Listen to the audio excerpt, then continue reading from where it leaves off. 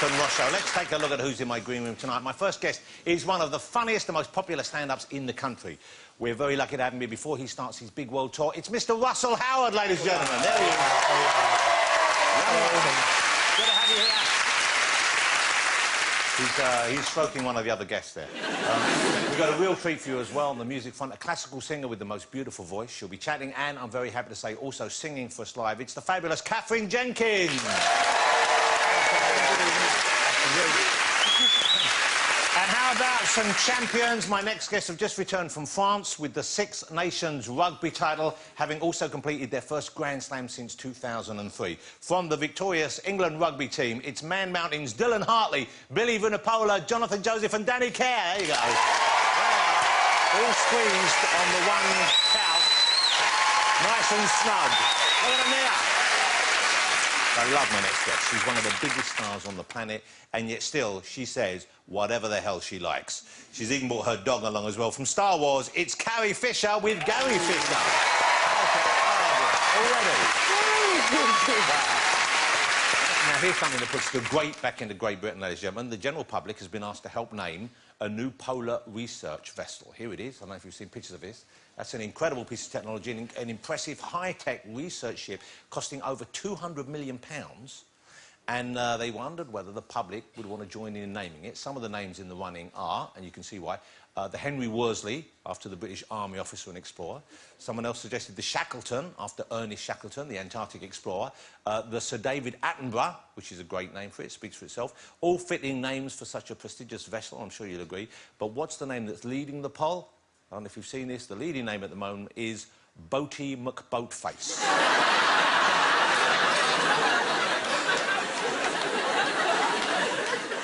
This proves, I think, one thing, that democracy isn't always a good idea.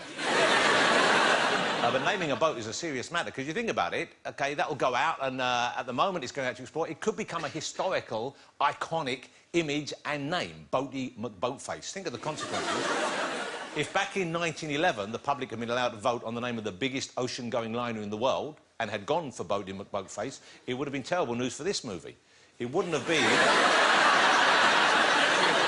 That's not romantic, is it? Should we get my first guest out, ladies and gentlemen? He is one of our top stand-up comedians. He's a great guest, and of course, thanks to his award-winning TV show Good News and his sell-out tours, he is popular all over the world now. It's Mr. Russell Howard.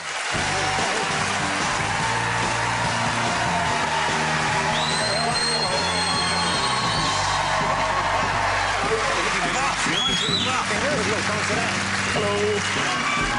Russell, it's great to have you here. Well, thank you for coming back on the show. Thanks for having us, mate. They are big bastards back there.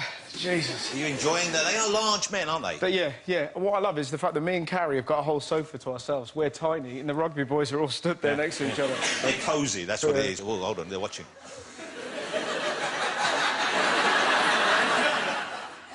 That was like looking at the back of the school bus for a second, wasn't it?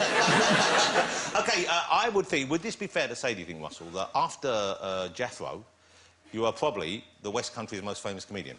What about Justin E. Collins? Oh, well... but, you know, do you go back to the West Country much? Are you in touch with your roots? Are your family still there? Yeah, I did a half marathon there last week for charity. This sums up the West Country. So it's 13 miles, I'm kind of jogging along, and I got overtaken by a little old lady who genuinely slapped my ass and went, "That's what I call good news." And it was so beautiful, and she's just kind of waddled away. I love the fact that you were overtaken by an old lady as well. That shows her commitment to... But she was doing that sort of, like, the funny run of kind of... And I was like, oh, look at her, she's doing a dap, and then suddenly whacked me. She left a mark. Wow. Yeah. And I had a massage. It was two weird things. I had a massage the next day, and this masseuse was the funniest man I've ever met. He's so camp. He's, like, rubbing my thighs, going, "They're rock hard! They're rock hard!" And then kind of going my hamstrings, going, "Rock hard!" And then he accidentally brushed against my cock and went, "Finally, something soft." Now, last time we were speaking, you were telling me about your family. Yes. OK, and I think last time you went on tour, you took them with you, or some of them went with you, is that right? Now... My mum comes a lot, yeah. That's a better wise? way of putting it than that. Is she here this evening, by any chance? She'll absolutely love that. No, she loves coming on tour. Yeah. And she's just... Well, Good laugh. Well, why wouldn't she? Yes, my mother is very fond of joining me on tour. Yeah, and she's just a laugh. She kind of just sits at the back. She kind of knows everything I'm going to say and just laughs along. She's brilliant. And does she ever heckle, or do you get heckled much by anyone else? Does she look after you on tour? She doesn't really... She does the warm-up. Like, so she kind of, like, tests the mic. Like, she tested the mic at the Albert Hall. It was one of the coolest moments, seeing my mum. My mum's 4'9", and she was just kind of singing Lady Gaga backstage at the Albert Hall. It's just great, and nobody's telling her to move, because I'm here with the talent. Does she work for you, Mum, then? Does my mum work for me? Is she employed? Because you say she goes on tour with you and she tests the mic. You're making it awkward. No, well, I don't pay my mum to hang out with me. Well, no, but it sounds to me like you should. It sounds to me like you're exploiting her. This interview's really gone differently to how I thought. Like, my mum's going to be saying, yeah, I am getting exploited. But yeah, we're doing your poor mother. We're doing a... she loves it, honestly, my mum... No, you see, now you're making it... This sums up my mum. We were in traffic, right? We were in traffic, me and Mum, and a guy got out of his car because he recognised me, and he knocked on the window and was like, oh, can I have a photo? And my mum started screaming, help! He's kidnapped me! Well, you see, if you paid us, you wouldn't be shouting that kind of thing, you know? Be shouting even louder. That's the problem. OK, so you're going on a world tour. Yeah, yeah. Now, is this a first for you? Have you toured... You've played in other parts of the world, yeah, I know yeah. that. Yeah. But you haven't done a proper global tour before? I've done gigs in America and gigs in Australia. I did some gigs in Norway. And how did that go? It was all right, actually, yeah. It's kind of... Have you been to Norway? I've been to Norway, but obviously I haven't worked in Norway, so do they... Because most of them speak English, don't they? Yeah, it's amazing. So we just did, like, a little gig. There's kind of 500 people. It was great. I tell you what, the weirdest thing about it is that they eat... Like, they eat deer and reindeer there, right? And I was talking to the waiter, and I was like, what's the difference between deer and reindeer? And he looked at me, he was like, one is Rudolph, the other is Bambi. You must decide who you love more. But the saddest thing about it, I told my mum, was that I'm doing a gig in Norway, and she was like, oh, in English. And you're like, probably. Yeah. Like, how long have we known each other, Mum? You would have thought once. On the Let's Slip, I knew rudimentary Norwegian. And where are you looking forward to going back to? And are there any places that you wouldn't care to return to that you've toured in? I really like... I like doing gigs in Wales, actually. Oh, yeah, and Catherine's Welsh. Catherine, of course, is very Welsh. About as Welsh as you can get. Yeah, but I learnt... Do you know these... I was going to talk to you about this. I think the Welsh language is the best and the most literal in the world, because the Welsh for iron is smoothio. Right? Jellyfish, wibbly wobbly. And my favourite, microwave, pop-tea-ping. I mean, who doesn't want to live in a world like that? Hello, is that 999? I've had a smashy in my brum-brum. Like, I love it. OK, so Russell's got his new show. He's returning. It's called Stand Up Central. It's coming back in the middle of May, I think. Yeah. It's a great show. I love the way what you do on the show because, of course, you do stand-up and you have two, or is it two each week? Yeah. So it's me, two stand-ups, and it's basically like loads of my mates. When you're performing live generally, when you're out there, I hear you occasionally have things thrown at you during gigs. Is that right? Yes. What sort of things? Lemsip. Yeah, rock and roll. I once had a lady, it wasn't thrown, it was thrust, and she asked me if I would sign her dildo. Wow. And I pointed out that I didn't have time to kind of go around her house and sign it, and she held it aloft. Wow. Like a fleshy Excalibur, and went, we don't have to go home, and... So she wasn't even... This wasn't a private meeting backstage, she was in the audience? She was in the audience, she was armed, she had a dildo in one hand and a Sharpie pen in the other. It was... It's like a robbery in a Ryman's. You don't want to get the two mixed up, you don't get the marks out. Yeah, exactly. But this is the weird thing, so she's like, will you sign it? And I don't know if you've ever written on a dildo. No, funnily enough, no. Turns out they're tricky to write on, who knew? And I was really kind of awkward trying to write my name like that. And I sort of handed it to her and went, sorry about the handwriting, to which she went, don't worry, it'll be smudged later. Oh. It was just one of the most amazing moments. This poor dildo seemed to look at me and go, help me, man! I like hearing you talk about it because you do have an interesting perspective. If you were doing Good News right now, it's not on at the moment, of course. I know it's moved over to BBC Two now. What subjects would you be dealing with now? Because I get the feeling that it got slightly more political? Is that because your audience became more politically aware, do you think? I don't know. I think, yeah, maybe. Like, I was more interested in stuff. Like, we spoke about the NHS last year, the tampon tax, the tax credits. We spoke about Paris. So we kind of sort of dealt with quite big topics and tried to make it kind of interesting, funny, and I think people are just interested in the world. Like Donald Trump, the boo and the kind of feeling of disappointment that we all have that America are going to vote in Trump. It just blows our mind because he's just this big, you know, slimy, fat bully. That he's like Jabba the Hutt. We need Carrie to strangle him. Yeah. Like, yeah. And he's just got no policies. He has no policy. I'm going to build a wall and Mexico's going to pay for it. That is never going to happen. Yeah. So my brother go, I'm going to bang Cheryl Cole and she's going to bring the Johnnies. No, she's not. I've got no time for sort of divisive... Any politics based on fear. It just doesn't connect. Because I think that's one of the best things about us, and there's loads of American comics just ripping the piss out of him, and that's what we do really well.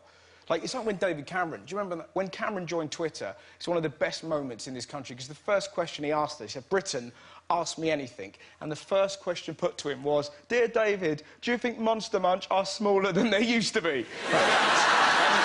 He was bombarded with, which MP would you vajazzle and why? And that's what we're like. We take the piss out of leaders, you know. I'd like to talk about Trump. That also, like, immigration, I think, is a huge... Like, there was a story the other day. It's like our leaders don't understand language because the Tory MP, David Davies, said that anybody that gave aid to people in the Calais jungle, they were being irresponsible. And you're like, what? That's not irresponsible. Would be like going to a greyhound race with your kid dressed as a rabbit. That's come on, let's go for it. That's like waking your nan up dressed as death. That's irresponsible.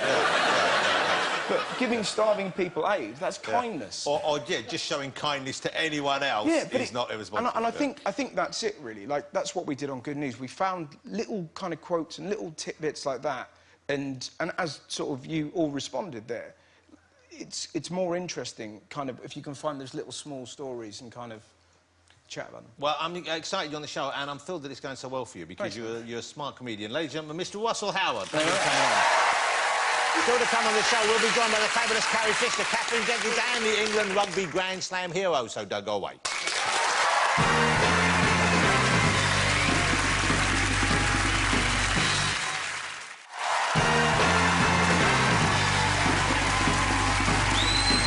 Welcome back, ladies and gentlemen, the fabulous Russell Howard story. Let's get my next guest out. She's a film icon, worshipped by fans of all ages. It is the fabulous Carrie Fisher.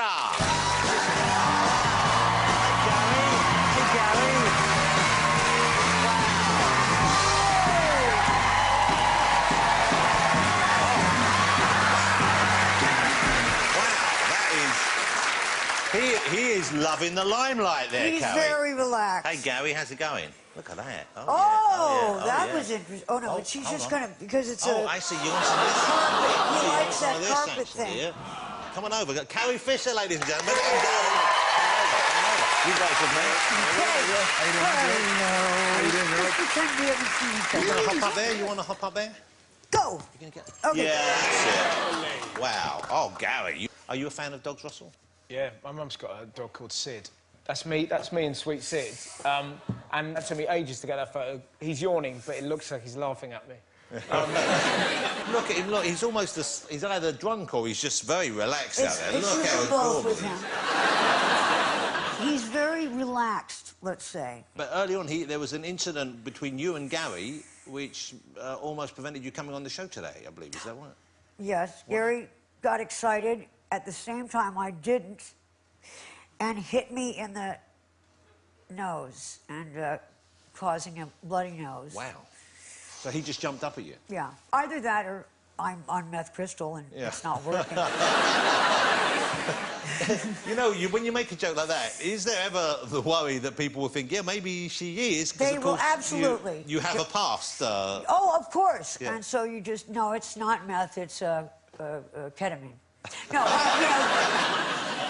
I mean, OK, so you're back with Star Wars, OK, and it's sort of like, was it $2 billion? I don't know, but... Which is absurd. Gary, what was it? Yeah. And now Disney own that thing. Of course, Disney are known for being the kind of family film franchise, even though they said that. And I wonder whether you are on a kind of... they've tried to put you on a tidal rein, whether they say to you, please don't... How would they do that, though? But yes, I mean, I would be more aware of it. One would assume I wouldn't be stupid enough to put them in the position to say, Carrie, we're hoping that you won't take LSD during the filming of the production. Yeah. You know, there's an assumption that does go along with this. Smoking pot and watching Star Wars. I did it with my mate. How about this? He was like smoking pot. It's really weird, this. Why is it when they get their lightsabers out, you never see any moths? That's a good question. But you see, Carrie can trump you because you've been doing drugs while watching Star Wars. She was doing drugs while making Star Wars. But I did have, when we did Empire, John Belushi would just call me constantly because he wanted to be in the movie. Yeah. Just for anybody who was a, you know, a pothead or an acid freak or whatever, John was all of them. He wanted in that movie so bad. That is one of the few movies where all your friends want to be in it. Because the first one had been a huge success, and I guess they'd all seen that, and they loved the idea of being involved. Could he not have been involved in some way? Couldn't he have snuck in? I couldn't get him in. I went through the crew like wildfire, and I still couldn't get in that movie. When you say you went through the crew... I slept through with everyone. And, well, just to get him in the movie. But, well, so not all the stormtroopers, not everyone. Yeah. I'm just... So funny. You're funny. You're really... I like you a lot. I love you. Yeah. All right, so... That's all right, isn't it? That's a lovely moment for you. I felt like one of the cast members. So... I just... I can't Surely, if you're going to do any of them, do Chewie. Because he can't say anything. You could do anything. You can't hear the... Hold it. Gary's woken up for your Chewie impression. Oh, Gary saw Chewbacca on this one. That was not good. Oh, so he must have He thought... thinks that's the biggest dog he ever saw. Who's getting somehow better treatment. But here's the thing, Carrie, I find, is because obviously, you know, you were making that movie, you're having a wonderful time. Oh, you're my a young, God. vibrant person enjoying all that life has to offer, whether wise or not. And yet, if this is correct, the one person who you didn't get it on with... Well, I mean, I'm sure there was more than one, but the noticeable omission is Harrison Ford. No, I'm not saying that I really did. No, I know. I know you're not saying you actually I was a very did. good girl. You see, at the time, I was 19 years old. And I'd gone to the Central School of Speech and Drama. Which was over here, wasn't it? That was over here, and I dated a boy that was from East Grinstead. Oh, classy. And so we were dating right up until the film. And then, you know, it was like I graduated high school, drama school, and went to college, Star Wars. And, wow. So you weren't a wild child? You weren't a... So not. Yeah. But I acted like one. I have always had a kind of demeanor like... So people think that of you, even though that isn't necessarily you? Yes. Which can get you into trouble in other ways, I guess. Lots of trouble. It explains a lot. I just thought about it. Yeah. That's what happened on the movie. No, but yeah, that was something that could happen. But I was always intrigued because your chemistry on the screen was so great, and it still is. And I was always curious as to, you know, whether or not there was any off-screen romance or any thought of that. Whether you... Because you must have been attracted to him a bit, he must have been attracted to you. Well, when I went on the film, I really thought... that he was... I saw him and he looked like a movie star. When I'd met him in L.A. and read with him and stuff, I was too nervous to see him. So when we got on the set, I saw him, and I thought he looked like one of those movie stars. Yeah. Which was not how Mark and I appeared. Yeah. It's a different thing. So you didn't feel like that level of glamour? It wasn't like you get a crush on that person. Oh, I see. So you don't go, will you date me, Cary Grant? Yeah. No. Here's the... I actually recently found my diaries from this. Yeah. Now, it's not like, Dear Diary, today we went to Cloud City and I saw Lando Calrissian, you know. But it had some memories in it. So, hold it. So, the Princess Diaries, you're going to publish these diaries? Not all, yeah, except for the nude bits and everything. Okay. Yes, I am. So I'm also sort of avoiding your question. So you don't answer this. That's fine. Because I feel... Well, I feel like I wanted that to happen, and not... I don't know why, but, you know, as a fan, and you see people on the screen who you feel have a connection over and above just the performance, and that's how I felt, and I wondered whether something had happened, and I wanted to be the person to... You know, I wonder it too. So when I found the journals, Your diaries. I looked. I haven't looked all the way through it, but I must say, it seemed to be trending in that direction. Wow. Wow. But it didn't happen. Oh. I'm just saying it. I haven't read through to the end. It's a lot of typing. So it might happen. It might happen, it might not happen. Gary? Shake your tongue a little bit if you can hear me. It'd be so great if Gary just talked in that moment. Oh, they got it on. And are you happy doing the films again? It must be great being back on the set. It must have felt like getting back in touch with... Yes, it is fun to do it. It was like... Especially now doing this new one that we're not doing. But if we were going to do another one, we're doing another film now. You're doing number 2 of these new 3 right now. Yes. You're filming that But you didn't hear it from me. Well, I think everyone knows you're doing it because you've put photographs of it on Twitter. Now, that's not true. Well, you can't blame me for getting I don't blame you for hardly anything. Yeah. No, that was stupid. Yeah. But I didn't... You know what? Here's the truth about that, though. I didn't... The thing that was a secret there is that was a secret. The Space Bear thing, is that what it says here? So that's the code word for the film. That was a code name for something. Well, no one ever came up to me and said, by the way, Space Bear is a code word for something. Well, I don't know that. Am I supposed to assume? Would you automatically know? Would you? I would not have assumed. I would have thought if it's printed down somewhere like that, that's going to get out. Someone's going to see it. It was Someone everywhere. will put it on Twitter. Some asshole. Yeah. Well, and I'm going to have her on the show. This is... I'm very excited about this. How many of you agreed to do? Are you doing the next one as well?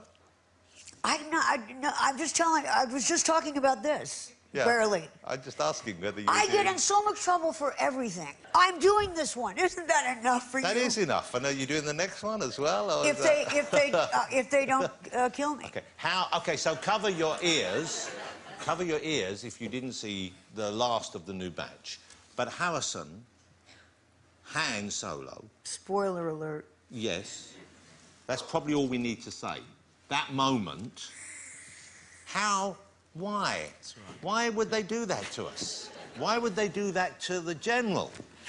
Your son, not going to say anything, but what a dick. I mean, come on. Yeah, you're going to have to ask yourself questions there. Maybe you raised him wrong. Yeah.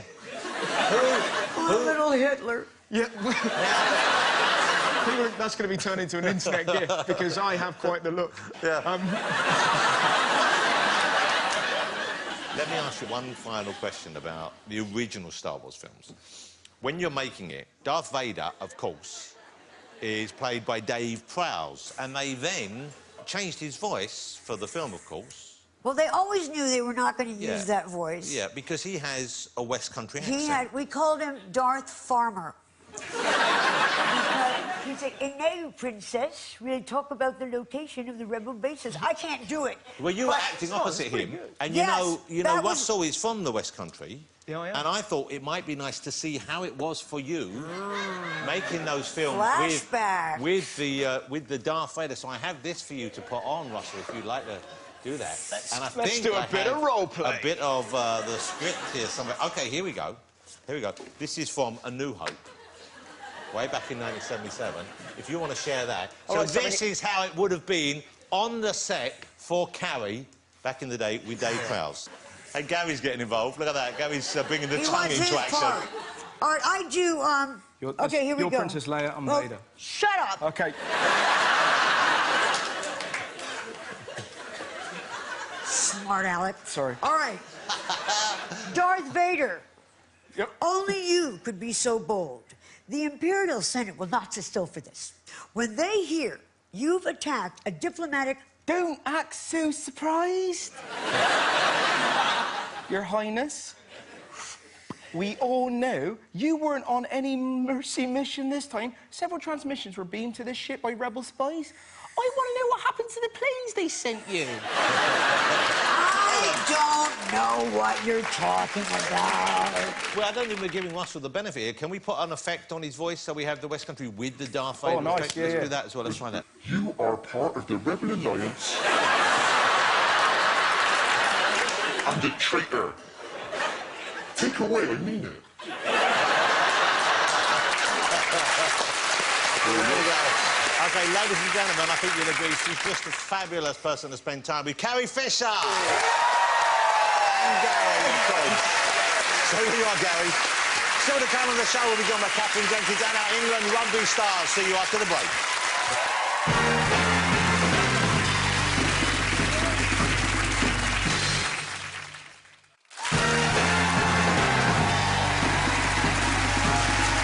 Welcome back, ladies and gentlemen. Let's get my next guest out from the Six Nations and Grand Slam winning England rugby team. We have four of the fellas. I'm not quite sure how we're going to fit them all on the couch, but before we meet them, let's see them in winning action. So be yourself. It's Farrell to Joseph. Kerr. This is why he's starting the match. Danny Kerr!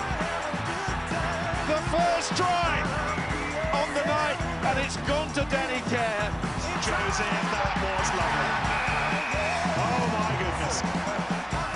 England get it off for their captain. And the England supporters, they can all celebrate a perfect European season again. For the first time since their World Cup triumph 13 years ago, England has a Grand Slam. Fantastic to see them in action. Here they are. It's Dylan Hartley, Billy Vunipola, Jonathan Joseph and Danny Kerr, ladies and gentlemen.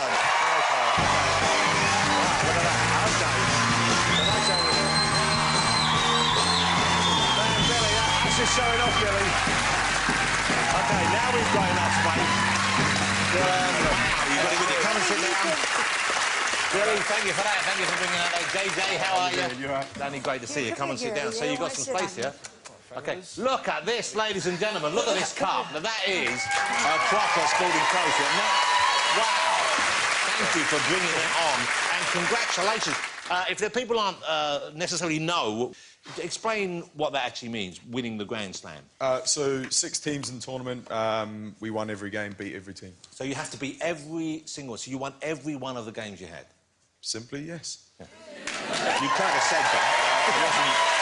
I just wanted to make it clear, because that's an incredible achievement.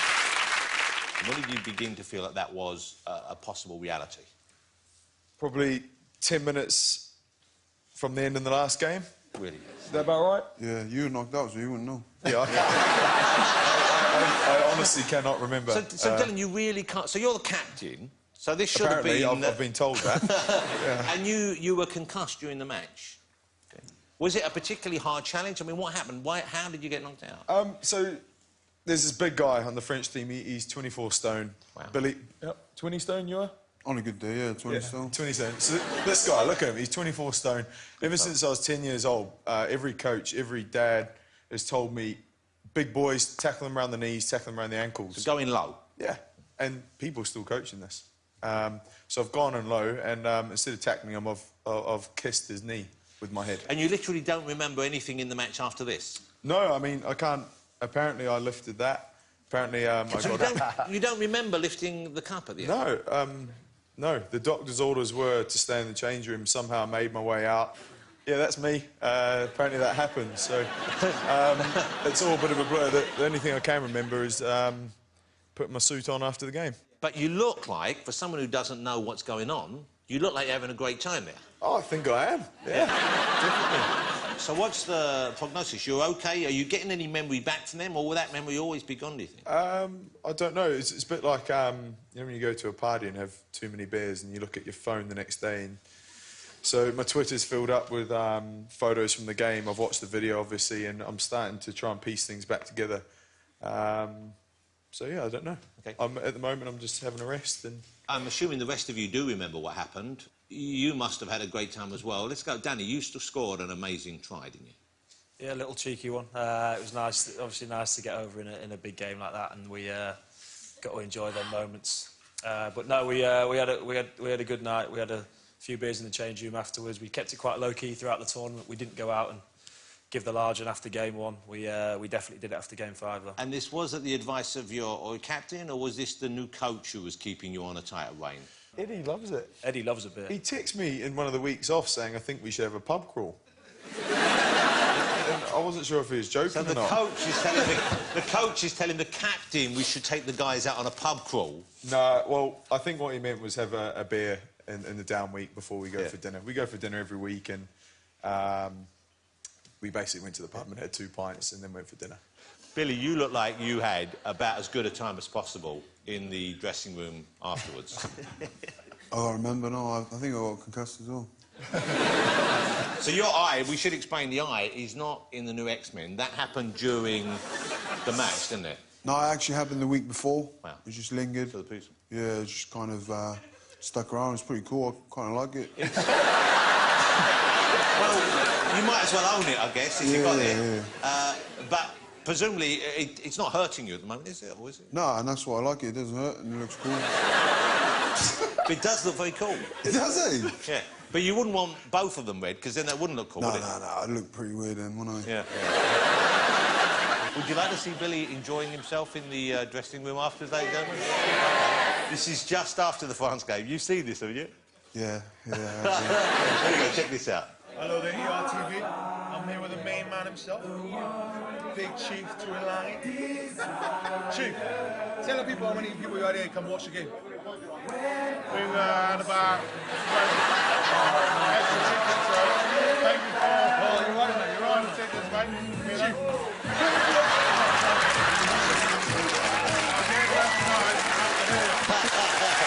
There we go. Backstreet Boys are back. Come on. JJ, I haven't really spoken to you much yet. Did you always want to be a rugby player, or were other sports of interest to you, or were you steered in that direction? As a kid, I played sort of all sports. You know, tennis and rugby were my main ones, and it got to sort of 12, 13 where I had to make a decision which one I wanted to prioritise, and rugby was the one which I thankfully did. And why rugby? Why did you choose rugby? I think the team sport, you know, I enjoy being around these boys. I enjoy playing alongside fellow lads. I think the banter's great. You make friends, and, yeah, being in the team sport is the main thing for me. But you know what, looking at you, I think, Billy, you've got the bill. People would say, yeah, there's a rugby player right there. Dylan, you're pretty solid as well. You've got the kind of look as well. Your head is the right shape. You know what I mean? It's, you know... but you guys, you're backs, aren't you? So you've got to be faster. But... Yeah, we're the fast, talented ones. No, I think the great thing about rugby is it's a game for all shapes and sizes. You know, the biggest lads tend to be the biggest rugby players. You know, you see Billy and people are scared of him. I'm scared of him when I play against him. I actually punched him once in a game. So what, in anger? Saracens, yeah. Stood up, punched the first person I saw, realised it was Billy, and I ran as quick as I could. Did you catch him, Billy? No, I quickly forgave him because I know he's my teammate. Oh, that's sweet. Yeah. But Dylan, you used to be a bit more knockabout on the pitch, and you seem to have calmed down since becoming the captain. Yeah, we've all done things that we wish we hadn't, Jonathan. No, Things we can't remove from Wikipedia. But I guess that is part of the process of becoming a captain, is actually taking responsibility and realising you've got to keep calm, keep a level head. Well, just from a personal point of view and a team point of view, I think setbacks, failures, whatever it may be, are key ingredients to winning things down the line. How do you guys find him as a captain? Is he... I mean, obviously, it's been a major success. But is he too strict with you, not strict enough? I'll go to you, JJ. Probably the wrong person. Me and Dils have a good relationship. I think at times he likes his little power trips. He likes... Wow. Now, why don't you tell us what you think? I mean, that's... No, in all honesty... Can I comment? In all honesty. Not yet. Hang on a second. JJ said he loves team sports. I love team sports, and he's a very good captain. You know, he knows what to do at the right time, but there are moments where he likes, you know, just to know that he's a bit above the rest. Well, but he has to be in charge. He is. Of course, the captain. of course. Sometimes the young fellas just need a bit of direction and pulling in the team direction. Not all young fellas, always. Sometimes some of the young fellas, some of them. Some of them. Yeah, what are the fans of the different fans? When, for example, you beat another team, I guess, if you're leaving and you run into those fans, that must be tough because passions run high. Have you ever done that? Have you ever bumped into, like, leaving the French match? How did you avoid the French fans? In Wales, how did you avoid the Welsh fans? Well, we get stick wherever we go, to be honest, because everyone hates England. But the main place is Wales. We get a lot of stick. You get a lot of stick on Twitter. I remember going to a game, I think back in 2013, and driving in the bus, obviously everyone's focused, and you look outside and everyone's giving you the finger, and even a little granny going, you know. And then there was the one time, I think there was a guy with his top off giving us a load of shit, and he ran and headbutted the bus. It was a bit like one of his tackles then. Yeah, one of his tackles. He learnt off. He headbutted the bus. Yeah. Needless to say, the bus won. Bus was okay. The bus was okay. Yeah. So when you guys, if you were teaching someone rugby, because I've never played rugby, I think I gave it a go at school once. It wasn't for me. I was, you know, just too slender and considered too beautiful by the teachers. I second that. Well, OK, well, let's have a demonstration. Rather than me try and tackle you, because I think we're about a similar level of athleticism, I think Russell should try and tackle you. Fuck off, why? Don't you guys think... I'm sat here all polite watching them. Yeah. I haven't said anything. Why have I got to fight the bigger boys? Why?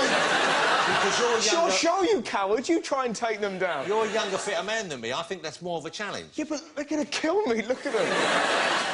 Well, let's give it a go. Billy, stand up and show us out. OK, so we brought that in for Russell. Right.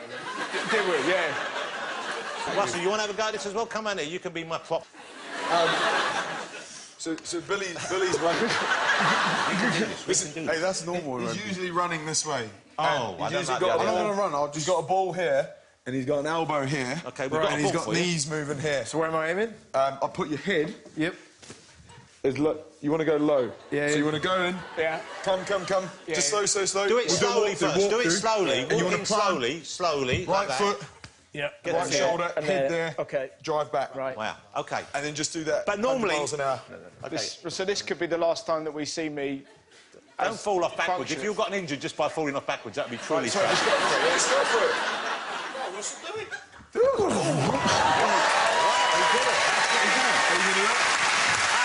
don't know whether I need to now. Can I do it? OK, all right, OK. So what do? I get you here like this? Like this? And hug him. That's wham. Jesus Christ.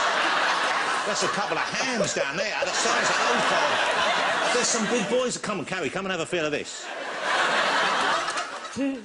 That's where all the power comes from. Never mind that. What was that nudge against my shoulder? That was right with That's my belly, mate. Don't worry me. I don't think it was, I'll be honest with you. So I just launched myself at him. Just do it. I'm tensing. OK. All right, OK. You ready? You OK about it? Yeah, crack on.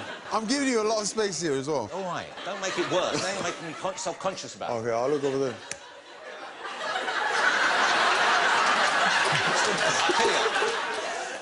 Well, I don't know if you ever tackled yourself, but you're quite formidable. Thank you.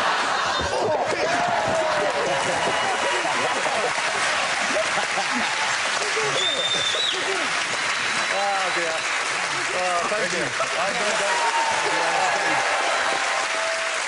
Ladies and gentlemen, I think you'll agree they're going to come to the England rugby team. Here they are. Still to come, I'll be chatting to the fabulous Katherine Jenkins, and she's performing right here live. See you after the break.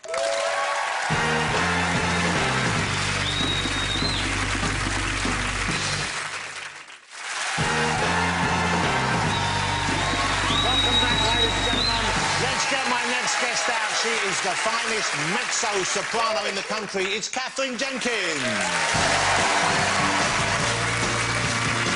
Here she is.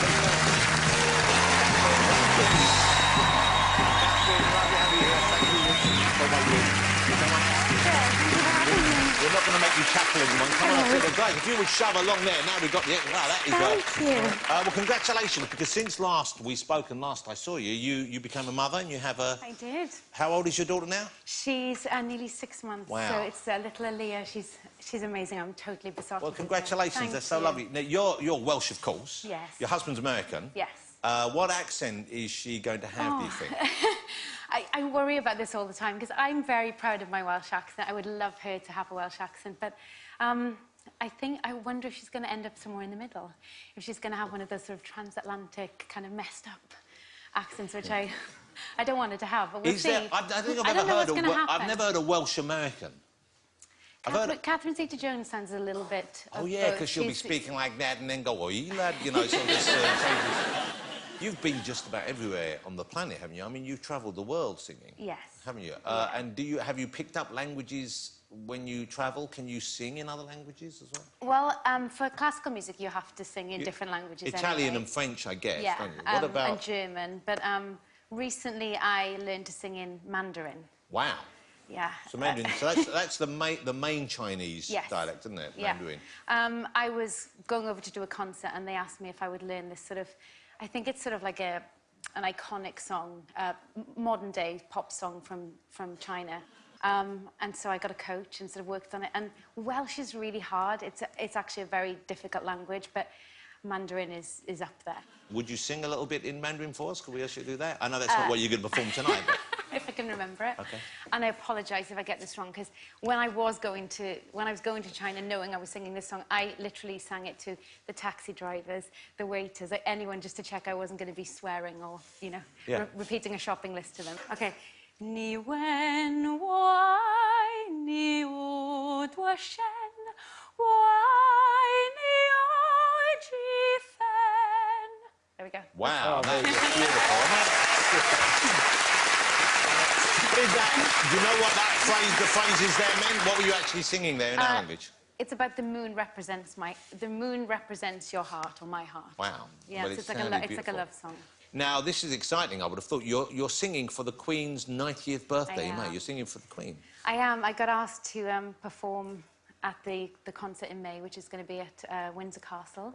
Wow. I was asked last year to do this, and it's a huge honour because, you know, a 90th birthday in anyone's life is amazing and a huge moment to celebrate. And so for the Queen, this is a huge thing. So I'm very, very excited to be involved. Have you been asked to sing at people's birthdays before? Have you had, like, you know, older fans who've asked you? Obviously, the Queen is different. It's a special event, but do you... Well, I get a lot of requests in the concerts for, you know, sort of, will you dedicate a song to somebody? So I did get asked to dedicate a song to a gentleman who was celebrating his 90th birthday. Wow, so same age as the Queen. Same age as the Queen, but the song that the family chose was Time to Say Goodbye. Jesus!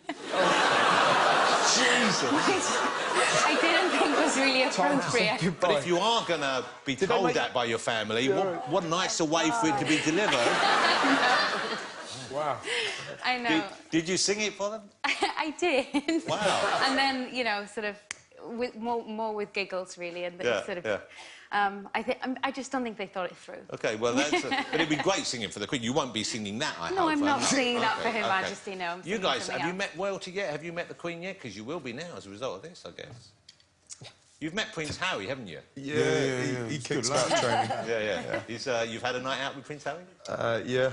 Tim's wedding. Yeah, we don't talk about that. Everyone's had a night out with Prince Harry. Harry, you haven't had a night out with Prince Harry, have you? Did I remember? No. No.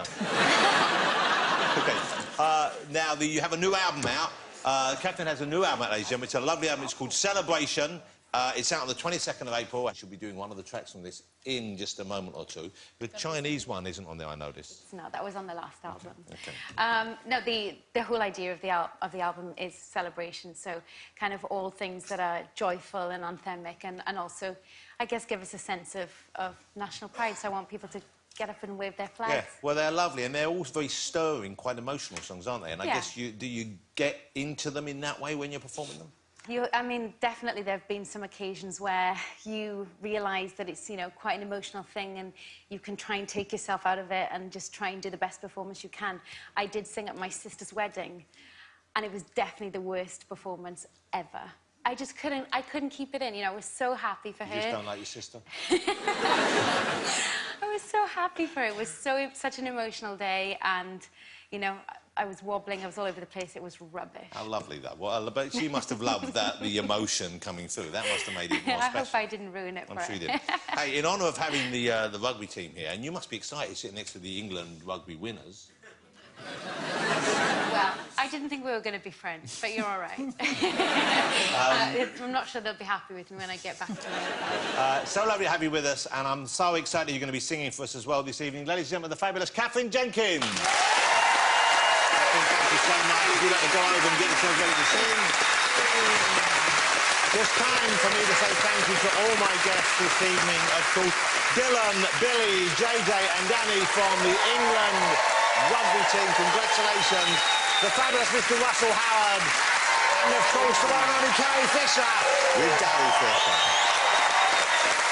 But now, performing World in Union, sit back and enjoy the beautiful voice of Katherine Jenkins.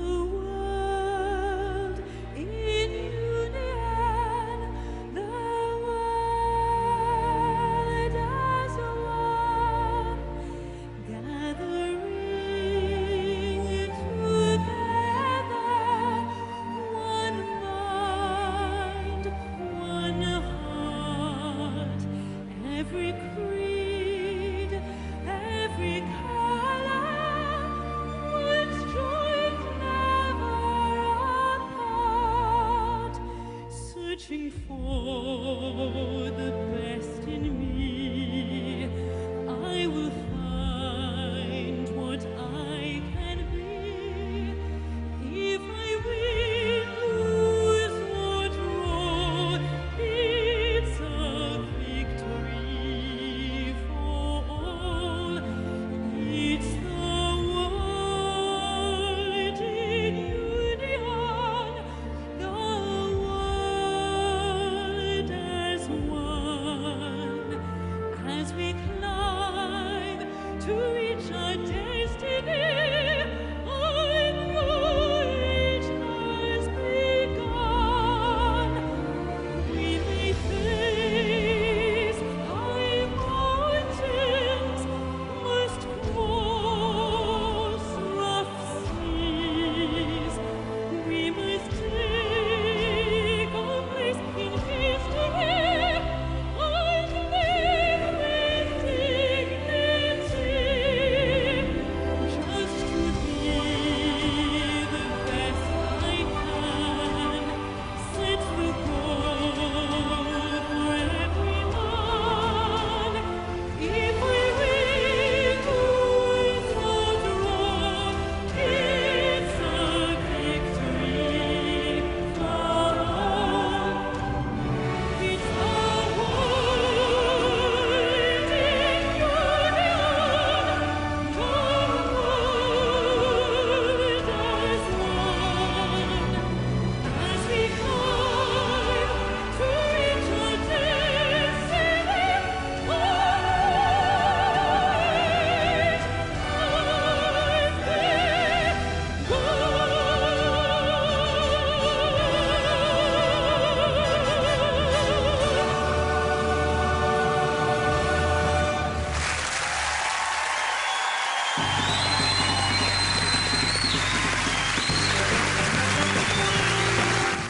And next, we have the late news here on ITV.